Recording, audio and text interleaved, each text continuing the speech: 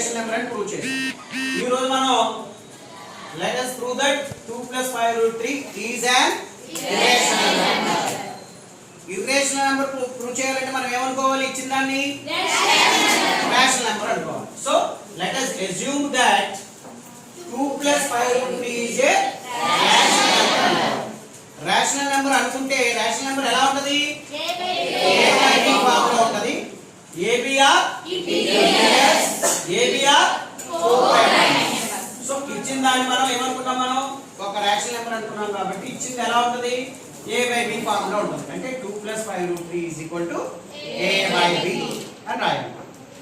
So ఎక్కడైతే irrational number ఉన్నదో ఆ పార్ట్ ని మనం ఇటువైపే ఉంచేద్దాం, LHS వైపే. అంటే 5 root 3 ఇక్కడ ఉంచాను, ఈ +2 అటువైపు వెళ్తే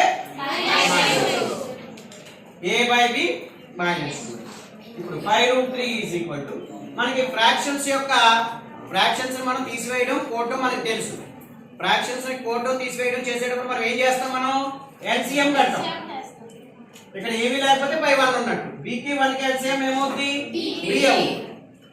సో b b లో క్యాన్సిల్ అయిపోతే a మిగులుతుంది.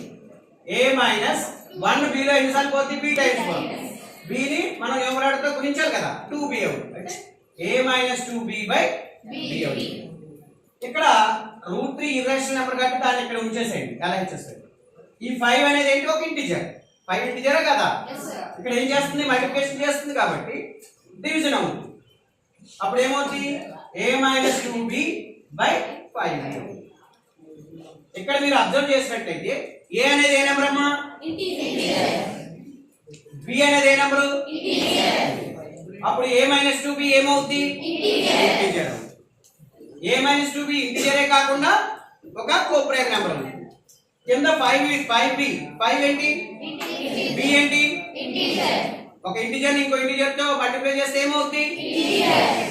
సో మనం ఆల్రెడీ ab లు కోప్రైమ్ ఇంటిజర్స్ అనుకున్నాం కాబట్టి ఈ పార్ట్ ఏమవుతుంది?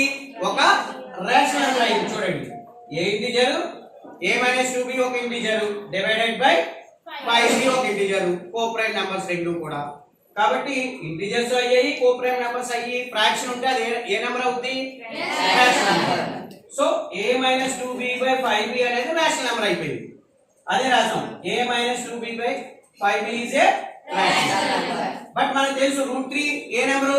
Irrational number. నేను ప్రూవ్ చేసాము. ఒక ఇర్రేషనల్ నెంబర్ రేషనల్ నెంబర్ కి సమానంగా అవుతుందా? అవ్వదు. అదే రాయాలి. But √3 is an irrational number.